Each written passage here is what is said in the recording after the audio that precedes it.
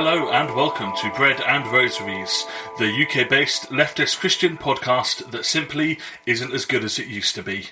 I'm Ben Molyneux-Headington. I am joined by Adam Spears. Adam, have you noticed how everything isn't as good as it used to be? Yeah, maybe we're just sort of reflecting the general decline of British society. I don't know. Freddo's much more expensive or smaller, or shrinkflation. Dog poo isn't white anymore. What? Have you never heard this? It's like back in the day, dog poo was white, and you could smoke in pubs, and something racist presumably comes at the end there. Like, I mean, I was going to say, are we turning into a neo-fascist podcast or something? No, right? We're not. Can I just confirm with you that that's not our plan?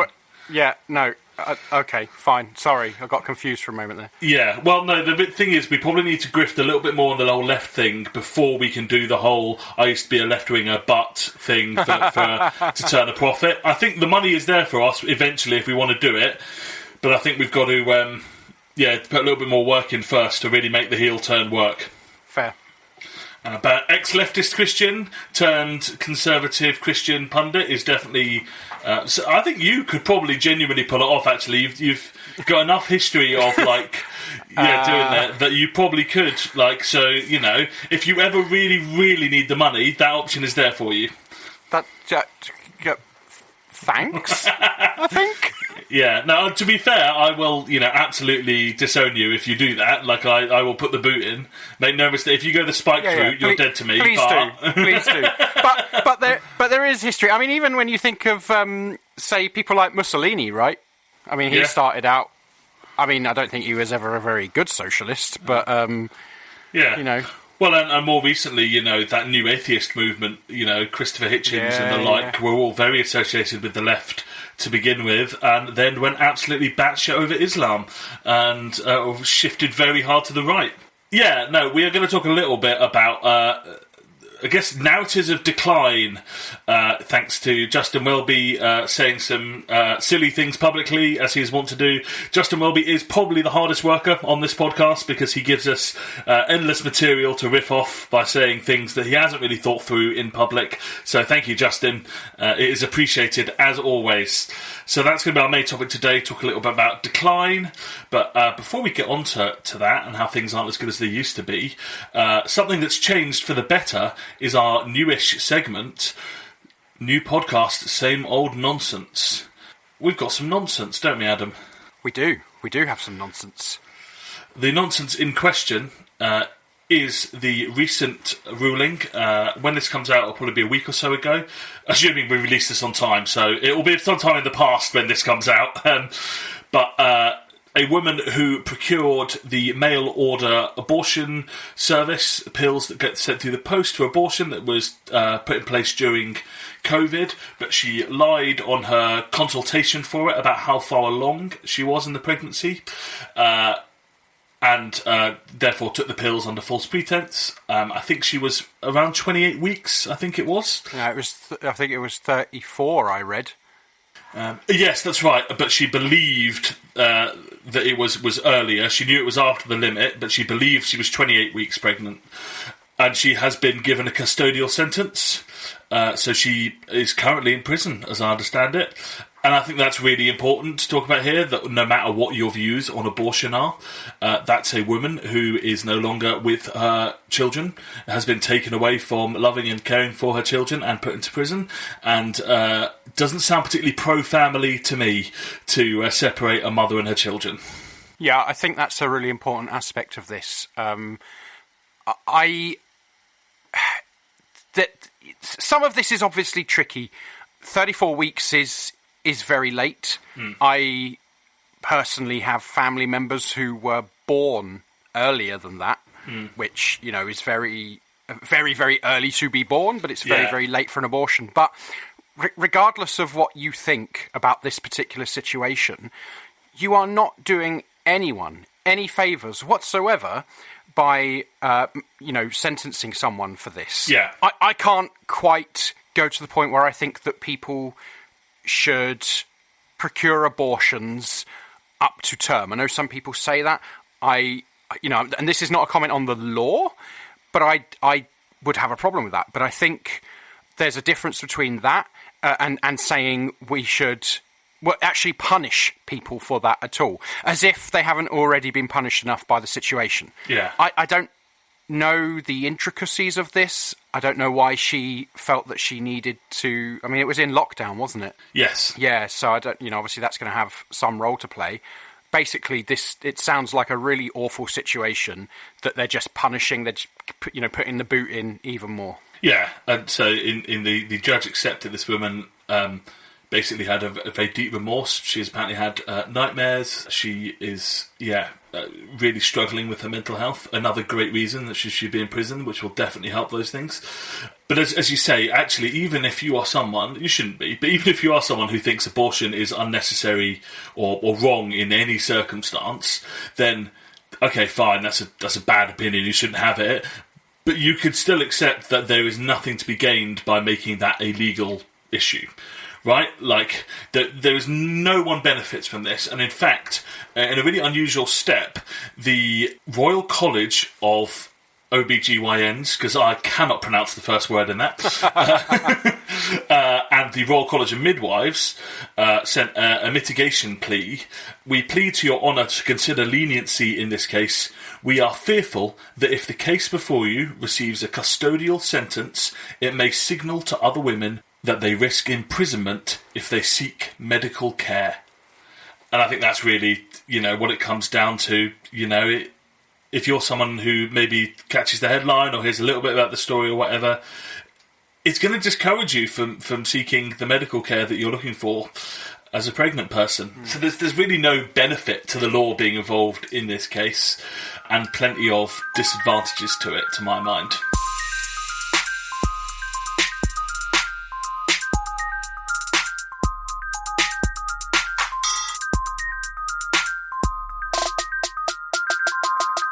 Next up, our oldest and most beloved segment that is as good as it used to be.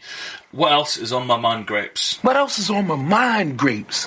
Adam, what has been on your mind, Grapes? I actually have two things on my mind, Grapes, today. The first one... all right, that's greedy. Yeah, it is, yeah. Well, one of them I wasn't sure whether to put it in the previous segment, which I still can't remember the name of. Same podcast, different bastards or something. Yeah, that's it. Yeah, that's the one. Yeah. But I think actually this is suitable for Mind Grapes. That is the death of friend of the pod, Silvio Berlusconi.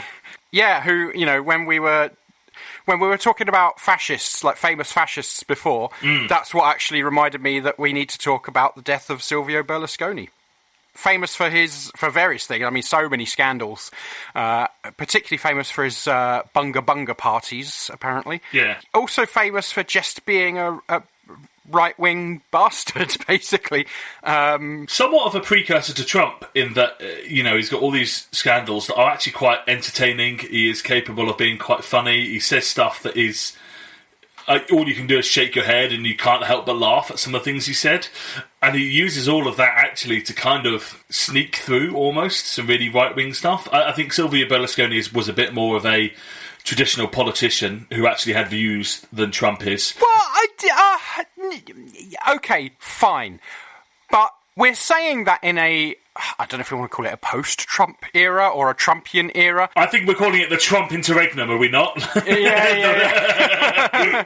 But the thing is, the only reason we might see someone like Silvio Berlusconi as a bit more of a traditional conservative politician is because someone like Donald Trump is so unambiguously terrible and evil that, it makes Silvio Berlusconi look almost saintly. But actually, this guy has, numerous links to the far right.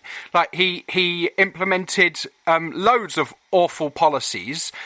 He was just a straight up sexist and racist. The guy was a monster. I think it's important to talk about people like Silvio Berlusconi because they're kind of going under the radar, but they paved the way. They walked so Trump could run, I think by more traditional politician, I didn't mean that in a complimentary way so much as I don't think Trump necessarily has any deeply held political opinions, so much as I'm the best and people should recognise me as such, and he'll say or do pretty much whatever he needs to gratify his own ego. Berlusconi had some actual principles. I think those principles were far-right principles, but but then they were bad fascist principles, perhaps. But I mean, I think you're right, and I guess in some sense that's perhaps why we could say that someone like Berlusconi is perhaps even more dangerous than someone like Trump. But I think it's important to recognise as well that fascism is a fairly amorphous beast, and actually, yeah, it has some principles, but it's quite willing to jettison certain principles for the overall programme. Yeah. And I think that in that sense, Berlusconi and Trump are two peas in a pod. The other thing I wanted to talk about here is a little bit more unambiguously good, although it does also include some death. But 4 children have been found alive 5 weeks after their plane went down in a Colombian jungle. Unfortunately, the 3 adults on board died, so I think that was their parents and the pilot, which is... Do you remember when you described this as unambiguously good? Yeah. I'm getting to the unambiguous. They've been found alive, all right? That is unambiguously good. Okay, that bit. Okay, right, yeah. No, but I think the reason I wanted to talk about this is because these kids, right, they are siblings, right? And the oldest one is 13 and the youngest one is 11 months, right? And they've been surviving in this jungle for 5 weeks, right? And that is insane, right? And I think it just got me thinking a lot about kind of not just the human spirit, but like how we often think of people as human beings as being of having, you know, original sin and being just terrible and evil and so on and barbaric. Mm-hmm. And actually, I think this is a feel-good story that shows you something about how clearly these children have been caring and loving for each other. I mean, they're 13, 9, 4, and 11 months.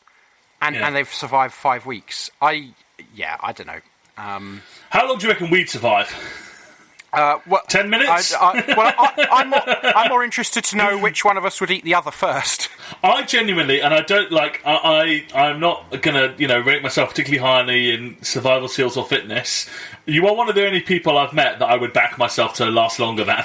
See that I find that really interesting because before I got really quite unwell, I am quite an outdoorsy person. I'm quite a sporty person. Oh yeah. To be clear, we are talking purely in terms of your multiple disabilities here, right, rather than your inherent character. They would be the things that finish me. But what I will say, 100%. What I will say is, I can build a camp, a bed, a fire, find some food. No, I would. I would need to keep you alive long enough to teach me what I needed to know before eating you. That's true. Do you know, this is one thing it did remind me of, and it's something I sort of come back to quite a lot. Is it reminded me of I don't know if you ever used to watch people like Bear Grylls or even Ray Mears on TV.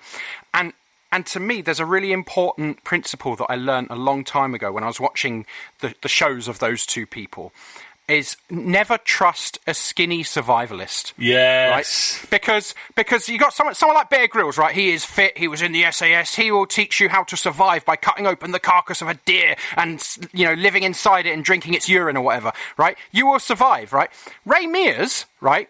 He will build you a huge camp out of twigs and bark. He will dig a pit roast, kill a deer, roast it, and make you little sorrel tartlets for afters, right? Like, never trust a skinny survivalist. Always trust the slightly pudgy one like Ray Mears. Yeah, because Bear Grylls is doing it for the looks, right? The pudgy ones like Mears, they're in it for real. Like. And one day I feel like we really need to like do an episode on people like Bear Grylls, because of course he's got all that alpha and HTB links as well. Yeah, and there's a lot of stuff about masculinity in there, isn't there? Exactly. We could really unpick that. It did make me, this story, think about Lord of the Flies. Yeah, exactly. How much I hate Lord of the Flies. Exactly. A nasty Calvinist vision of human nature. Yeah, exactly. I mean, that's exactly what I was thinking when I was talking about how it makes you think about these kids, their spirit and them looking after each other and so on. Like, Lord of the Flies is not how it would go down. No, not at all. I work with teenagers, and I work with teenagers in different situations. Obviously, they're not abandoned, but they are. You see kids, and they. Yeah, there's nasty stuff. Like they've got a lot of issues, but they also they look after each other. Like sometimes they're the only people looking after each other. Mm-hmm. In my years of experience with teenagers, like they can be. I mean, all teenagers are psychopaths, right? It's hormones. It happens. I don't. No, I'm sorry. I don't agree with that. In fact, I strongly disagree with that. I think a lot. Yes, hormones are a thing. All the rest of it, but I think a lot of the way we think teenagers are. Comes from the fact that we tell them that's what we think they are. Yeah. Right? If you treat people of any kind in a certain way, on some level, they're going to become the products of that. Right? So if you treat teenagers like you have no trust for them, like they're useless, like they're always angry, like no wonder they're always angry and, I think as well, your teenage years are a point in time where more and more is demanded of you. You are asked to be responsible in more and more ways, but you actually have so little power over your own life. Yeah. And you really ramp up the pressure and the responsibility that is placed on you without a corresponding increase in the power you have to make decisions for yourself and, go your own way. So, yeah. I was joking about them being. Now you backtrack. But yeah, like I've seen teenagers do some really nasty, unpleasant stuff. I've seen adults do some worse stuff. But but also I have seen teenagers, particularly siblings, look after each other when no one else could, and stick by each other and do some amazing stuff. So yeah, this story feels so much more real life to me than the ideas in something like Lord of the Flies, which is basically, as you say, it's original sin, right? It doesn't ever it's never explicit about it, but Lord of the Flies totally agrees that people are depraved and corrupted, and that little teenagers are going to just turn on each other. I think they're pre-teens, aren't they? Actually, but still. Turn on each other, and also that fat people suck. That's the two messages. Original sin is real, and fat people suck. God, I hate Lord of the Flies. But those two messages are present in a lot of literature for hundreds of years. Yeah. I think we spoke about it in Narnia before, didn't we? Yeah. Narnia is better than Lord of the Flies, though. There's my hot take. That'll conclude us on that. Write in if you disagree, but you're wrong, so bear that in mind. Do we want to talk about a Saint of the Week? Saint of the Week. So this week's Saint of the Week is John Ball, who was a priest and a leader in the... Sorry. Wait for your boos and your cheers to hear what... I booed the priest, and I think the next bit I'm ready for. Okay, so John Ball... Okay, I can't say he's a priest because you'll boo again. But he was a leader. He was one of them. Yeah, he was a leader in the peasants' revolt of 1380. Yay! See, you don't even know which peasants' revolt it is yet. I'm pro peasant revolts. Fair enough. Well, those peasants need to get what's theirs. Well, this one, the 1381 peasants' revolt, is a particularly interesting peasants' revolt because it ended up with the then Archbishop of Canterbury being killed by the peasants. So, yeah. Interesting, all right. Yeah, his name, as a brief aside, was Simon Sudbury, or Simon of Sudbury. And he basically was acting on behalf of the king as the taxman, basically. And the peasants are like, no, we're not going to do that. So they killed him. Yeah, there's definitely stuff in the Bible about how important it is to collect taxes on behalf of the ruling elite. Right, I remember distinctly that being a key point in the Gospels. Yeah. So he was killed. I've mentioned this before, but it's always worth mentioning again. Simon Sudbury is also he's also interesting to me because he was the last Archbishop of Canterbury until George Carey, who was not educated at Oxford or Cambridge. But yeah, anyway, an interesting aside.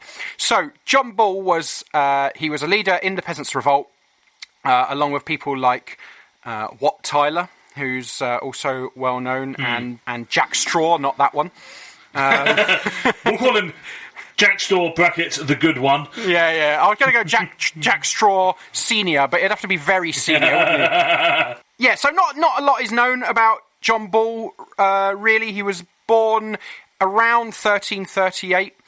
Not a lot's known about his early life, but he did get a reputation fairly quickly for having very radical and egalitarian views, which, of course, there was plenty of that around at the time. I think people often think that, there wouldn't be a lot of that around. I believe feminism was invented in 1945, right? Like, that's my understanding. Like, prior to that, women and everyone just accepted completely, subordinate positions, right? Totally. Like, yeah. Well, look, I mean, I think what we often have, and what we're often led to have, is a view of history and of social history of things just getting better and better and better and more progressive over time. It started off at one point and then we gradually got better. That's not true at all.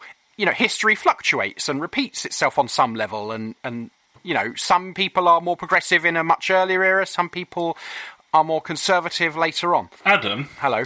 Would you say that history repeats itself first as tragedy and then as farce? Yeah, go on then. Cool. I don't know who said that. Someone funny and interesting, no doubt, but who knows? I feel like it was probably a socialist. Oh, it's a Marx quote. It's a really famous quote, but it is Marx. It's from the 18th Brumaire. I thought it was. Yeah.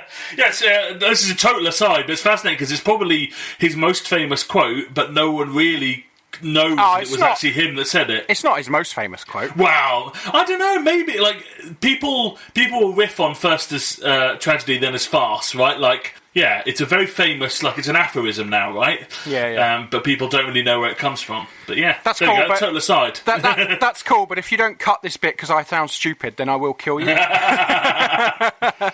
Anyway, let's carry on with John Ball. So John Ball, radical egalitarian, preached against social inequality and feudalism, the feudal system that was prevalent at the time. The Peasants' Revolt in 1381. So John Ball was probably from Kent, which is my neck of the woods originally. So that's why I like this guy, because it's one of the few times that Kent has actually been quite interesting for for radical reasons. There have been others. So he basically travelled throughout the southeast, though, delivering sermons and calling for equality and that kind of thing, especially around the time of the Peasants' Revolt. So he was really influential in getting people G'd up with his sermons. Probably his most famous quote. It's hard to know exactly which quotes are attributed to him. I mean, we're talking about 1381. It's a long time ago, and the stuff that he said was obviously oral. So let's just take the same approach we do when we talk about the Bible and just assume that it's accurate and not really mention anything else. Okay, so his most famous quote was when Adam delved and Eve span, who was then the gentleman. I mean, maybe I'm underestimating the intelligent audience, but it's taken me a little while to pass that one. What does that mean? What do you mean when you say when Adam delved? Go on, explain that, because I'm confused. Okay, so it's talking about hierarchy. Right, and questioning the superiority of nobility and clergy, actually, over commoners. Right, so when Adam delved and Eve span, they're doing labour, right? And the idea is that everyone at that time was labouring. So this is like in the kind of prelapse area in the Garden of Eden. Everything's doing great, and there's no one above anyone else. Yeah, people are not created inherently above one person or another. They're all created, and they should all basically be equal. Sounds like he's a creationist, Adam. I can't believe you're promoting this sort of stuff on the podcast. He could well be, but it's also possible to have a reading of what he's saying that is not creationist. So, do with it what you will, is what I'm saying. Ultimately, if you're a creationist who still wants to eat the rich, then that's better than being a not creationist who loves capitalism and wants to oppress you. Yeah, that's fair. I'll go with that. So basically, the revolt, it was a huge revolt. It was originally against a poll tax, which, for those who don't know what a poll tax is, it's a regressive tax that basically it's a flat tax rate for something that, and it means that basically the poorest people are most affected by this tax. And so there was a revolt that started off around that and then became like a broader revolt against sort of feudalism, on some level serfdom, because, at this time people were kind of tied to the land. So yeah, a lot of people really didn't like it. And so they had this revolt. Ultimately, unfortunately, the revolt was crushed.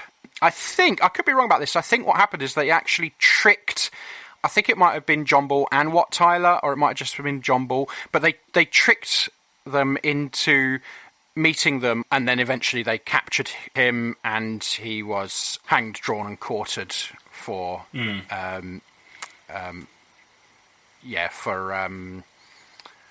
what's that thing? I can't even think of the crime. The one treason? Yeah, the really cool one, yeah. Yeah, the good one. The good one, yeah. Is he generally considered a martyr? No, I don't think so, no. Well, okay, well, he's a martyr to... declaring... Yeah, he's a martyr to us. Yeah. I just wonder, because sometimes these people are considered martyrs and sometimes they're not. Well, it's really important to recognise that, like, he's acting against a Christian state, right? And not only is it a Christian state, like, obviously this is pre-Reformation, and so it's still a Catholic country. The king is there by divine right, and so as far as the church will be concerned at that time, he would not have been acting on behalf of the gospel. But he was, to be clear. Yeah, 100%. And actually, I think one of the coolest things about him is that he went on to inspire other movements later on. So one of the most famous ones, actually, that we will talk about at some point is the Diggers, Gerard Winstanley and that lot. So he influenced them. I'll finish with another quote that may or may not have been directly attributable to him. No, it was. Okay, sorry. Direct quote. I think previously we have established that on Saint of the Week we are extremely naive, that we will just accept anything that is claimed to have been done or said, right? That's the rules in Saint of the Week, so crack on. Fair enough. So this is verbatim what John Ball said, and I'm sure I've seen him actually preaching it on a video somewhere. Yeah. So, from the beginning, all men by nature were created alike, and our bondage or servitude came in by the unjust oppression of naughty men. And I love that. I love that because now we hear naughty men like a kid. Oh yeah. Either a naughty child or like naughty, right? Naughty. But back then, right, naughty meant like bad, evil, really quite awful. And so I love that quote.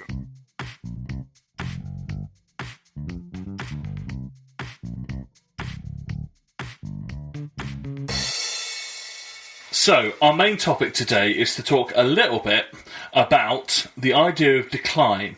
And it comes about because the Archbishop of Canterbury, Justin Welby, recently had an interview where he was asked about the, quote, alarming drop in attendance at C of E services during his 10 years in office.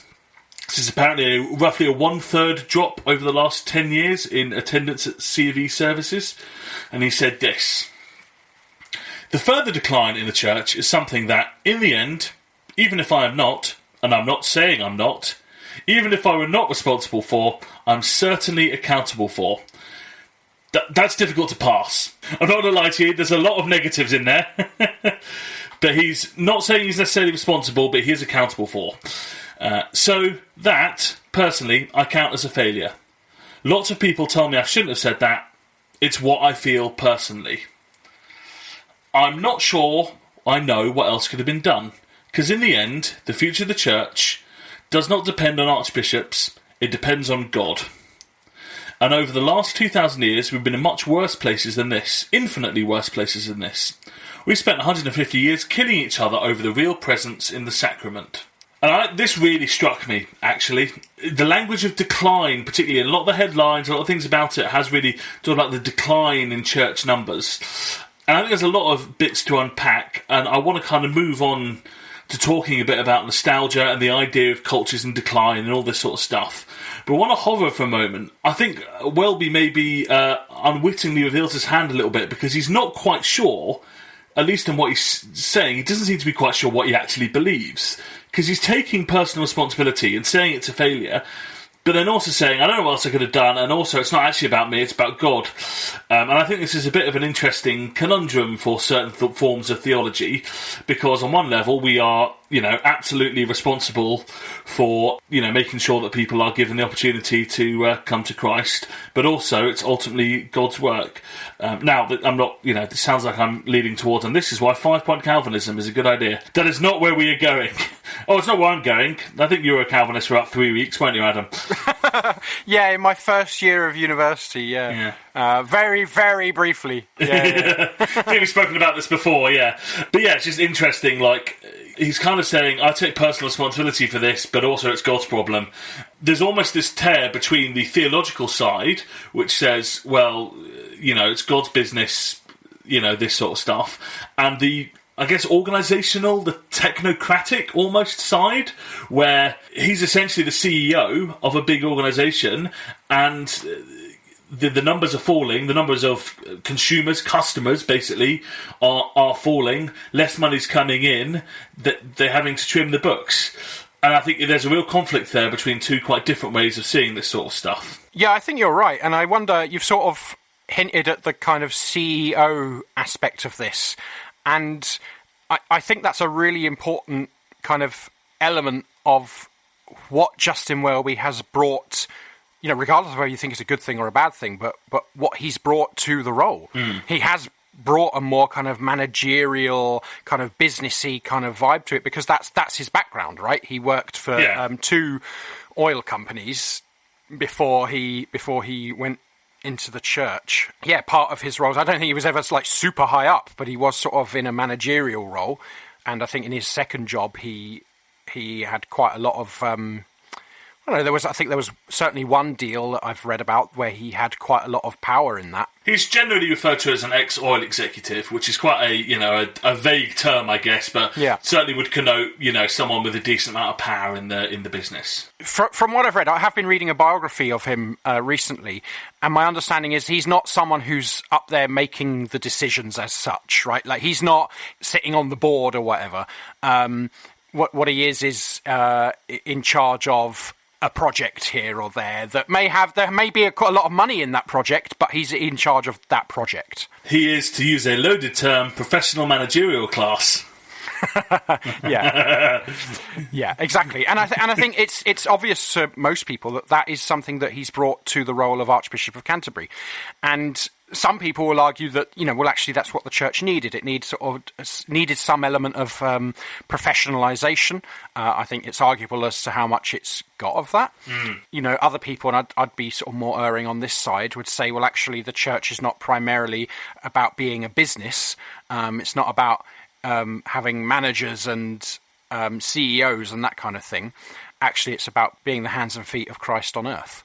And I think Justin Welby would agree with that. I'm just not sure that we would have the same opinions on how that comes about.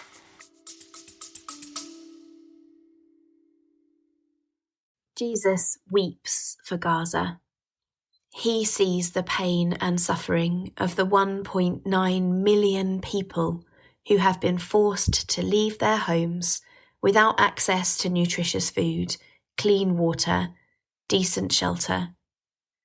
He hears the cries of the 25,000 orphaned children. He is with all who mourn the 250 people killed every single day. Christians for Palestine UK is a group of Christians who are calling for an immediate ceasefire in Palestine. We don't pretend to have all the answers, but are united in our prayers, hope and action for equality, peace and justice for all the peoples of the Holy Land. Together, we are organising a Christian presence at the National Marches for Palestine and local days of action, where we've been joined by siblings from Sabeel Kairos, Pax Christi, and a whole range of Christian churches. We urge you to join us to act in solidarity with the people of Palestine and call for a permanent ceasefire and just peace. The Very Reverend Canon Richard Sewell, Dean of St George's College in Jerusalem, says, "I warmly welcome the newly formed group, Christians for Palestine UK. Palestinians in Gaza and the West Bank need to see the solidarity of Christians in the UK, and they will be encouraged to see your commitment to stand up for them in their time of terrible suffering."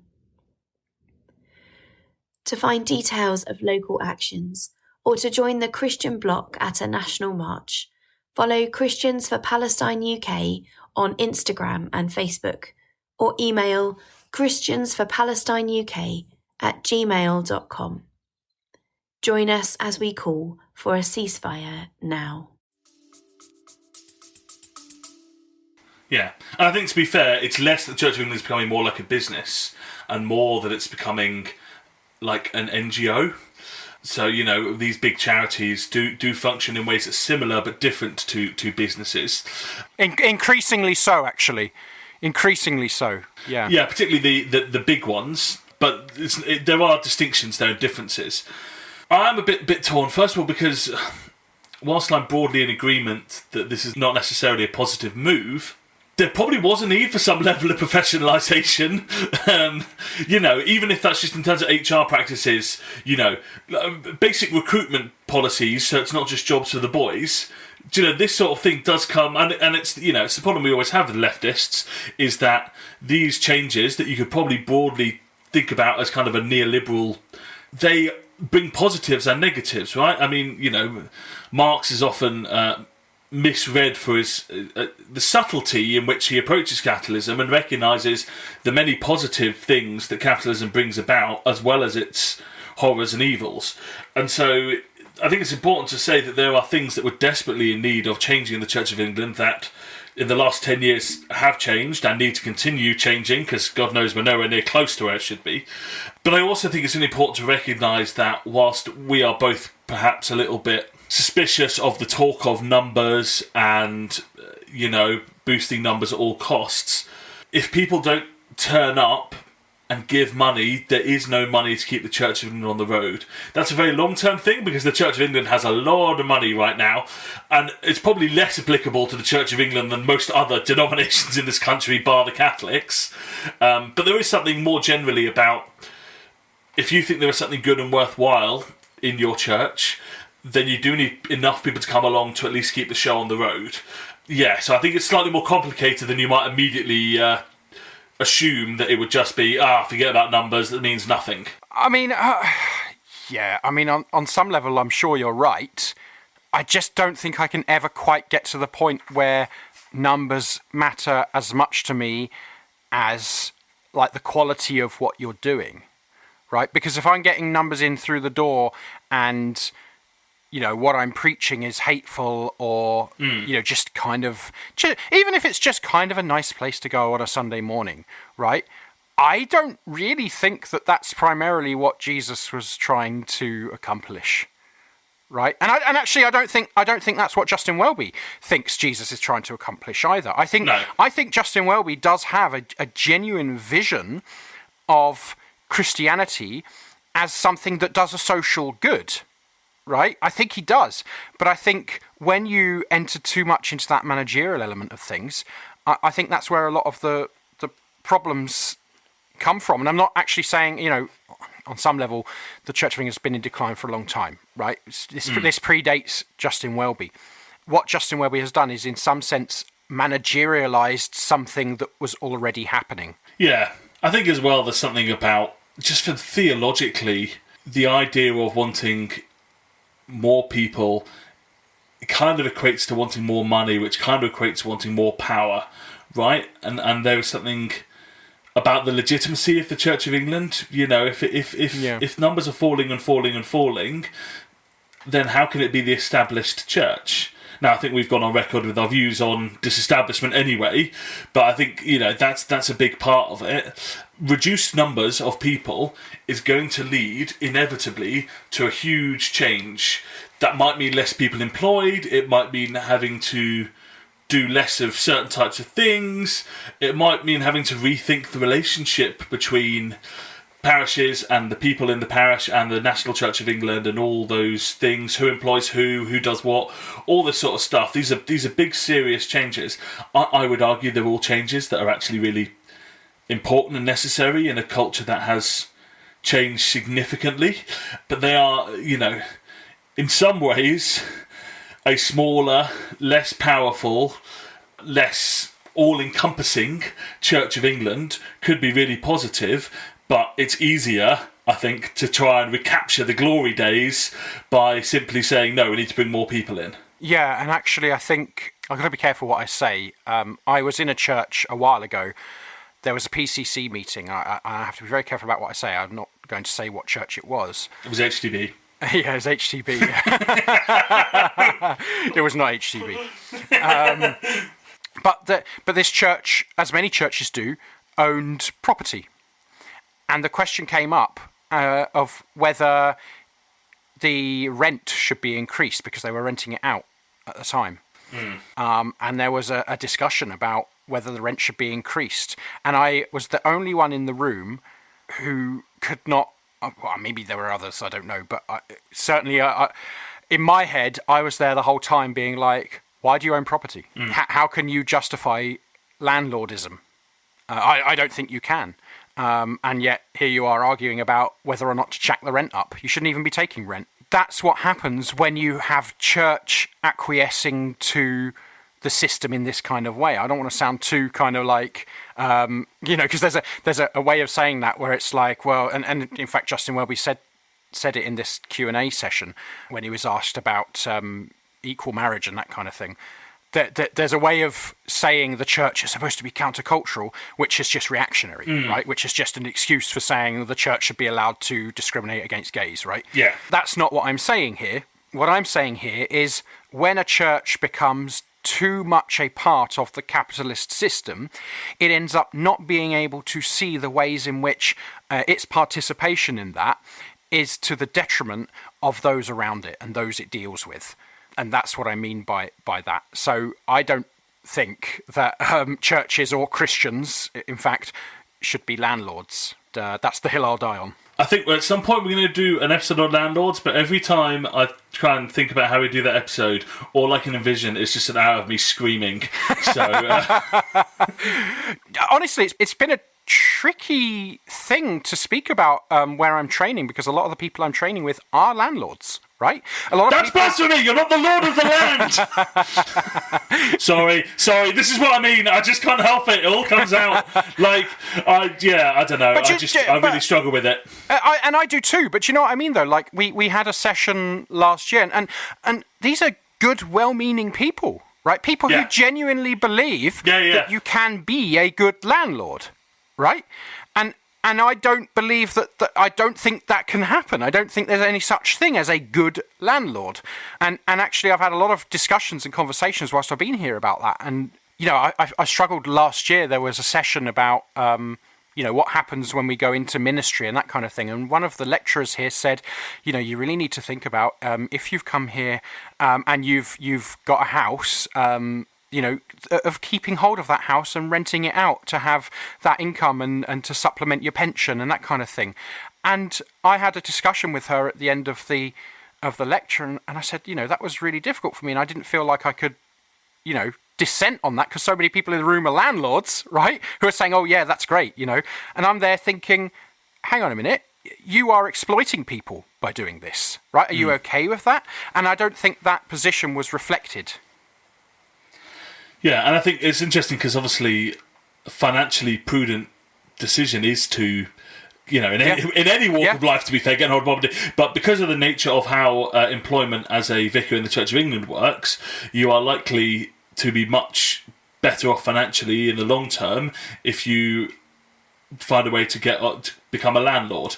It was something that Sarah and I discussed when she was going to training, that I was like, this is a real red line for me, and it's going to make us poorer in the long term.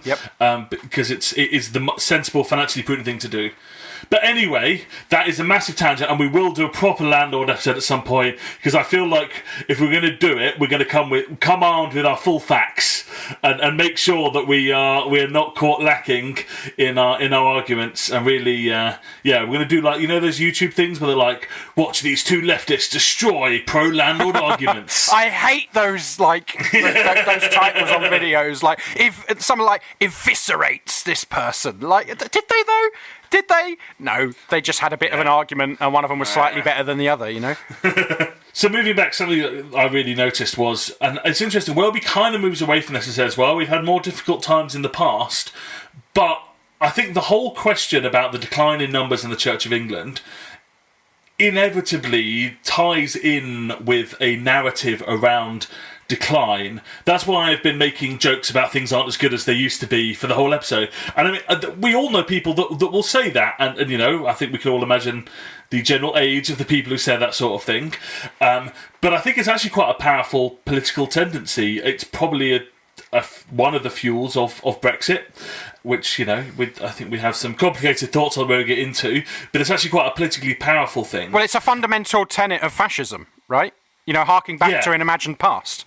Yeah, and it's interesting because Welby kind of pushes away from it, but for me, he kind of...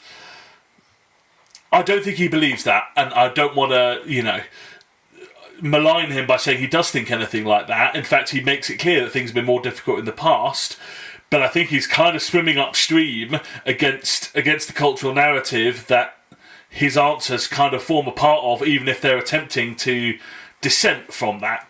I read an interesting book last year at some point. It was called Rule Nostalgia by Hannah Rose Woods, and it's basically a history of all the times in the past few hundred years that people have gone on about how things aren't as good as they used to be, and the country's going to the dogs and things are in decline. Amazing. And it turns out that's basically constantly the refrain. Yep. Things aren't like they good as they used to be. Same thing as, like, how every single generation says that, oh, the kids of today are terrible, they listen to terrible music, etc., etc. You can read things from hundreds, if not thousands of years ago of people saying that about the generation coming up, you know? Yeah, well, it's interesting to think about, like, the Beatles, right? A band that are now, you know, and I'm not going to talk crap about the Beatles, they are, with good reason, one of the most influential bands of all time. But they have made this huge journey from being dissident, radical figures that upset, you know, people that, you know, were considered dangerous to teenage girls, to being very much part of the canon of, you know, the heroes of white male rock and roll, right? Yeah. And actually, that journey, you know, they didn't really... I suppose they did start out like that. They started out more as sort of being seen as dangerous to teenage girls, and that kind of sound is bad and whatever. But I think where they went next, I mean, this is a huge tangent, but where they went next, I think, was more interesting, and was probably where they were a bit more dangerous, bit more challenging to, you know, to the way things are. Yeah, I believe some of their songs might be about drugs, you know? Yeah, do you know, I have a friend who, years ago, but basically he was always into the Beatles, and I was into Bob Dylan, and we were trying to get each other into our favourite, like, musicians, and he said, you know, I always struggled to like Bob Dylan because he was the one that introduced the Beatles to drugs. And I was like, yeah, but and I was like, well, you should be thanking him then. That's where their best music happened, right? Yeah. Oh yeah, the Beatles were better before they introduced themselves to drugs. So come on now. Yeah. I always, and this does link back, but there was a really interesting thing, an interview with one of the members of Radiohead, which is probably my favourite band. I'm sorry. That is problematic as fuck, Ben. Yeah, I know. You need to apologise to every Palestinian listener that we have, which is probably none. Well, I'm sorry, all of you, but also, I mean, monster. None of you have made the song Reckoner, so I don't know. Wow. Like, Wow. Okay, that justifies the Israeli occupation of you know, of Palestinian land, doesn't it? Yeah.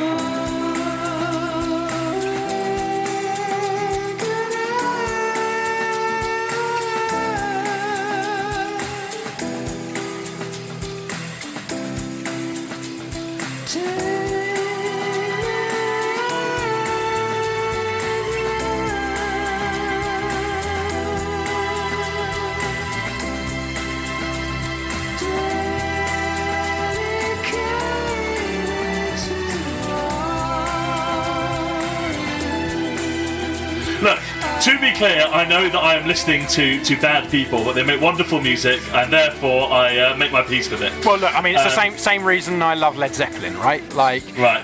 They've done some bad stuff, but my goodness, do they rock. Anyway, he was talking about, someone in an interview had asked him about, really fancy headphones, sound equipment, all the rest of it.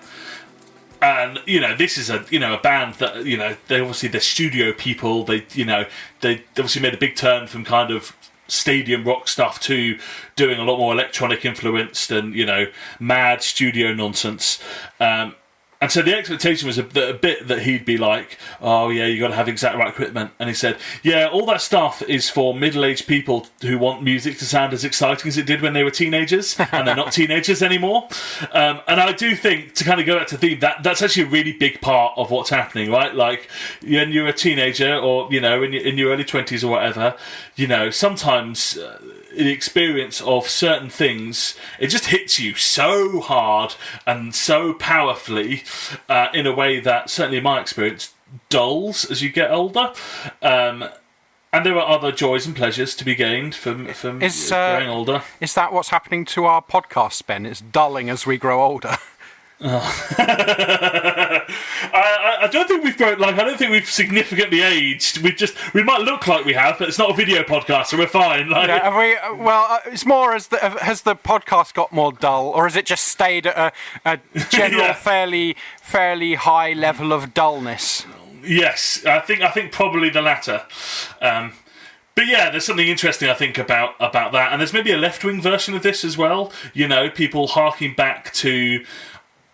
I don't know, I think about when there was an opportunity for artists to live in squats, get unemployment benefits and make stuff. And that's better in some ways than what we have now. But there is always this risk of even a leftist form of nostalgia to think, in the 80s, everything was better back then, and nowadays it's all... Well, I get that, but I think the important distinction to make is that what leftists are actually saying when they say that is things weren't great then, but the state has got even more aggressive, right? Like squatting laws, right? You can't even squat an empty residential building legally anymore. You can only squat commercial property. And actually, that has a huge impact on that kind of thing, because it means that there are fewer spaces available, fewer livable, inhabitable spaces available, and I think it's important to make that distinction between saying things were better back then because, things are in decline and moral decay and all that kind of thing, and saying that things were slightly better back then because we have a regressive state that's always looking to crack down on the latest, most innovative ways that the left are, or the working class are trying to, take hold of, what's rightfully theirs. Yeah, and I think in some ways what we're talking about, I guess, is theories of history, and you kind of mentioned this idea that things are getting better and better, which is... I'm no expert on this. I would kind of call that weak history. The idea that there's a progress towards, from a bad past to a better present and an even better future. Obviously people talk about the great man theory of history, which I think is still quite prevalent, which is this idea that great people, and, these days you can get great women theory of history as well, powerful, important, usually rich, posh people make decisions, and that they shape the forces of history. And actually what I guess we're talking about is a slightly more nuanced view of history, which is to say that things have changed, and some things are better and some things are worse, and that in some ways trying to put it in a grand narrative without, I don't know, maybe I'm going to be too postmodern about it, but there's a question about how valuable it is to put yourself in this grand narrative of history rather than simply responding to the challenge in front of you. Well, I think it is, but one of the things I've sort of picked up on there as you're talking, so to sort of bring it back to the Welby article, is about how change happens and whether things can be, to what extent things can be made better or worse. And I think that's why, for me, I still cling on to a little bit of utopianism, because I need to be able to dream. I need to be able to know that we can do better, that these things are possible. Because if I don't have that little bit of utopianism, what hope do I have, right? And I think this is where, when you have someone like Welby, who I think would probably see himself as quite a pragmatic thinker, I think that's where one of the places that he and I would differ. I think Welby's admitted that we are, quote, stuck with the beasts, i.e. like big oil companies like Shell, right? And that ultimately, and I'm quoting here from the book Archbishop Justin Welby, Risk Taker and Reconciler, which is I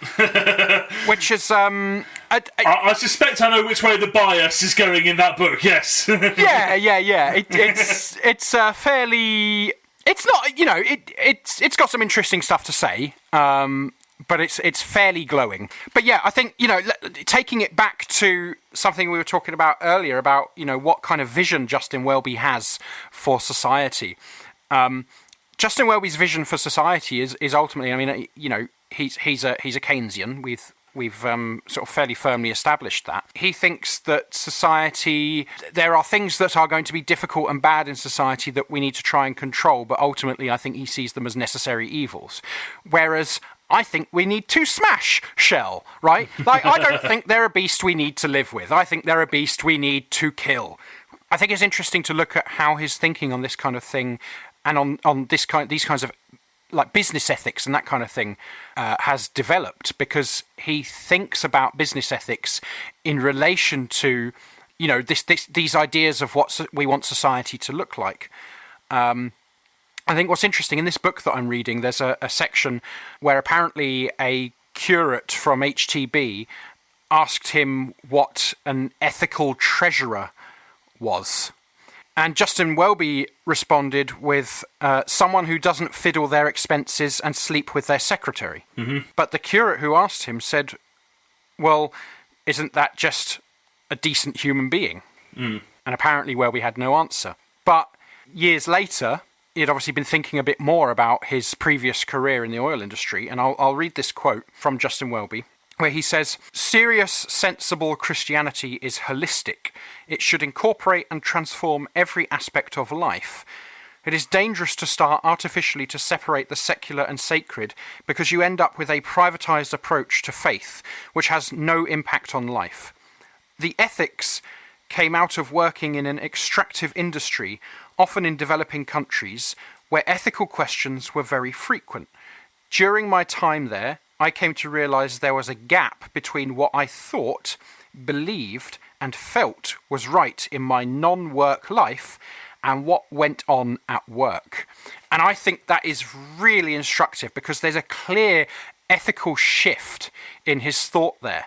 And I think there's more to go. I've said that he sees these things now basically as necessary evils.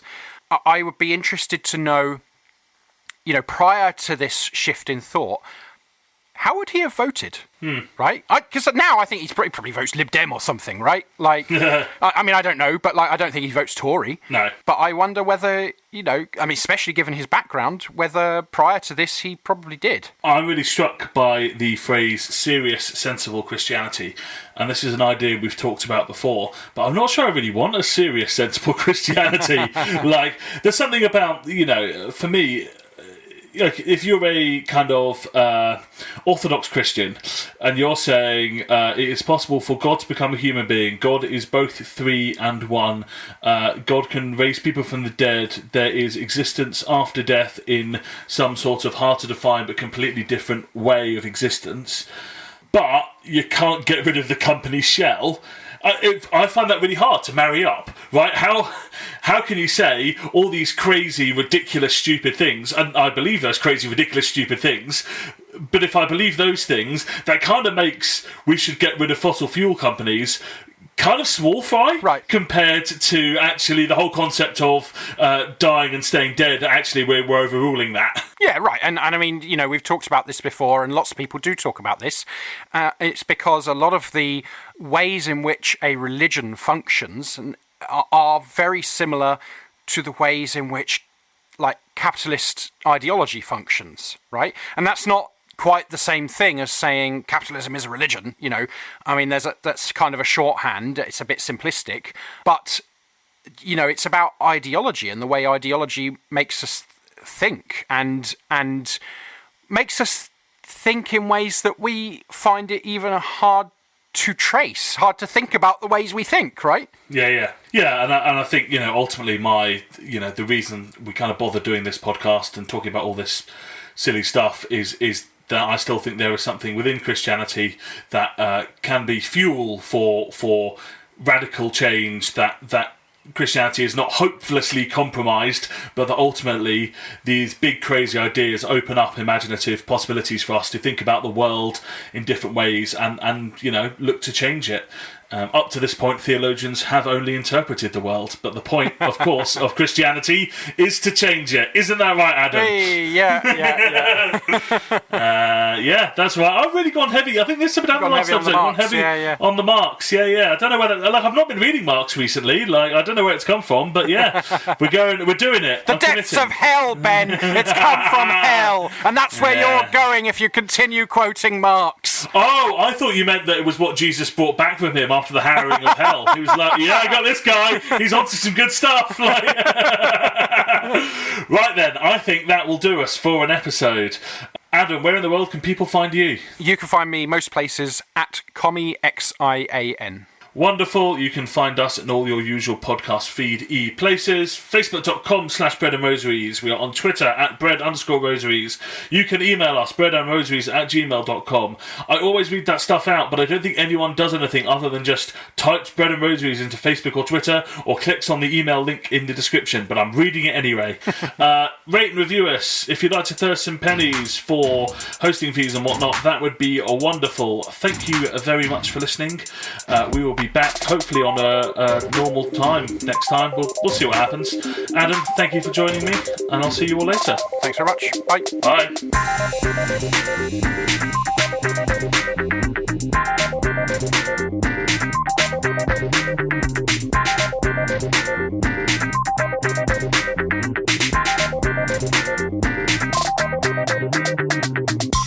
It's not completely high gig. Oh God, no! I'm not going to try that. Christ.